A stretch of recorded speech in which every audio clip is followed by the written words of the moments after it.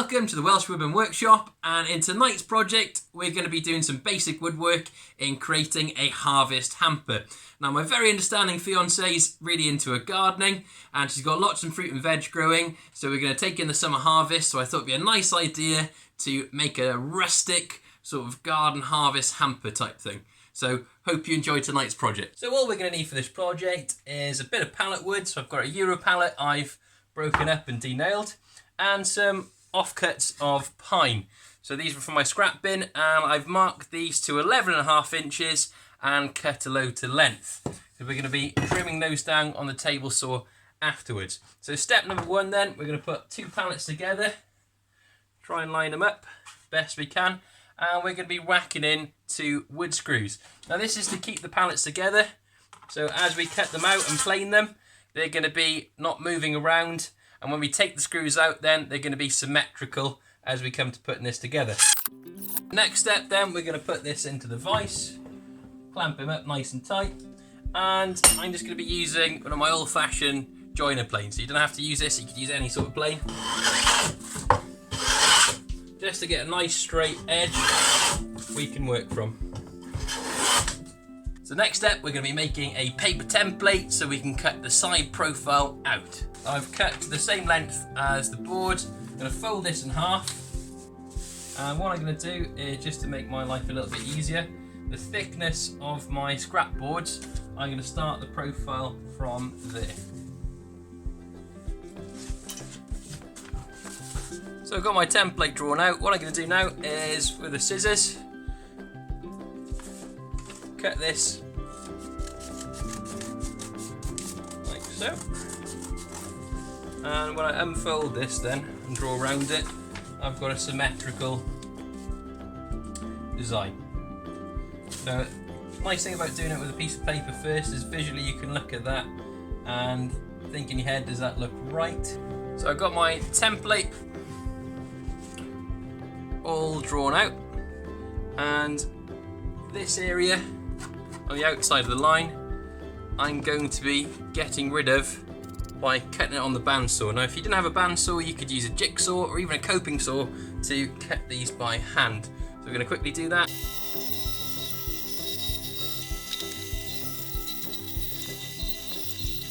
So this step is an optional extra. I'm going to be using a spoke shave just to neaten up this curve and round over the edges slightly. We're going to undo the screws, and that will give us our two symmetrical parts. Right, the next step, what we're going to do is, I've got my table saw set up with the fence at 6mm away from the blade. We're going to make sure we've got safety goggles and ear defenders for this next step, and some push sticks to push our timber through. So what we're going to do is rip down all these scrap bits of board, and that's going to give us our slats then to go across onto the hamper. So we've got all our slat pieces cut. Now it's the next step, and we're going to have to put this guy all together. I'm going to put this into the vise, and what I'm going to do is put some Gorilla Glue on, and my piece then, rub the glue around on, trying to make sure it's 90 degrees to the workpiece. And I'm just going to be using, for convenience, a nail gun. If you didn't have one of those, you could quite easily use some pin nails or even some screws. I'm going to do the same for the other side. So when you come to doing this, make sure these are facing both the same direction. Again, making sure it's at 90 degrees going across the workpiece. So we've got our two side struts put on now. We're going to attach this to the other side.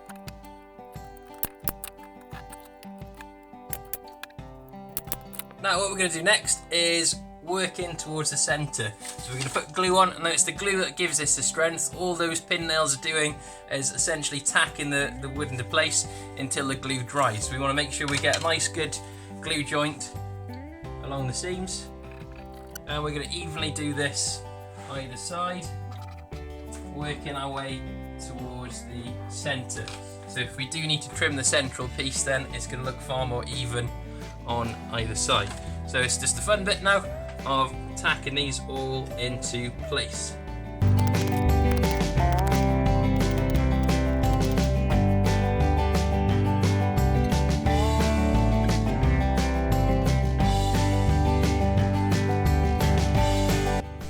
So we've come right into the middle now, and I've got a little tiny gap left in the middle.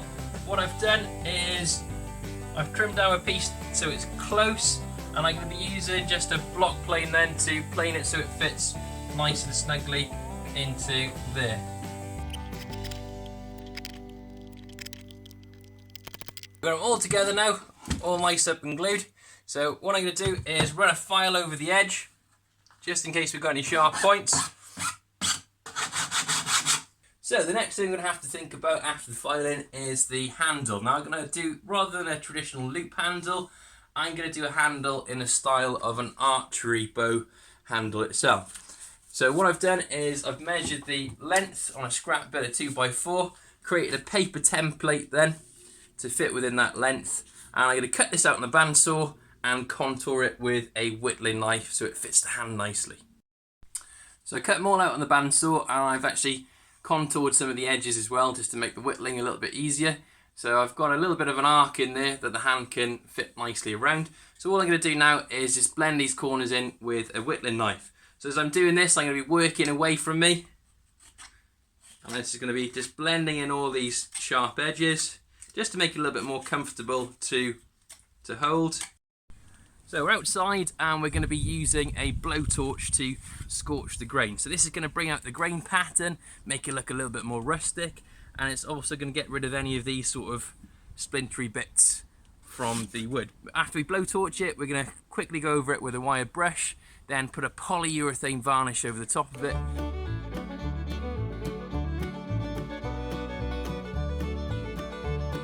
I'm going to give it a light brush over with a wire brush, and this is just going to get rid of all these charcoaly type bits. That should really help accentuate the grain then. Just going to do that around the whole thing. Then we're going to put this polyurethane varnish over the top.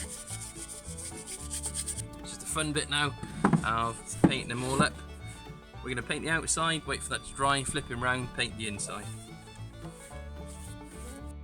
So we've got all the hamper polyurethane varnished after the blowtorching. The next step now, we're going to be drilling some holes in the handle. So I've measured equal distance from the edge and along the centre line of the piece as we come to drilling this. So I've just marked out the middle as well, so I'm going to line that up nice and accurately. And we're going to be using a countersink drill bit, so this will allow the screws to sit flush on the surface. So I'm going to drill through. And the great thing about these is they allow the pilot hole to go through as well. And we're just going to drive in some wood screws then using an impact driver. So the trug's all complete, and it's turned out pretty rustic, nice and solid, and I'm quite happy with the handle, especially because it fits in the crookie arm nicely, and that's going to be really useful as we come in to pick our pears, apples and plums off our fruit trees. So I'm going to give this to Sarah, and hopefully she'll have lots of fun then trying this out in bringing in this year's harvest. Hope you've really enjoyed tonight's video. Thank you so much for watching. If you have enjoyed tonight's video, please consider subscribing, and I can get some more woodworking projects like this your way. Hope you have a great night. Diolch yn fawr, nos da.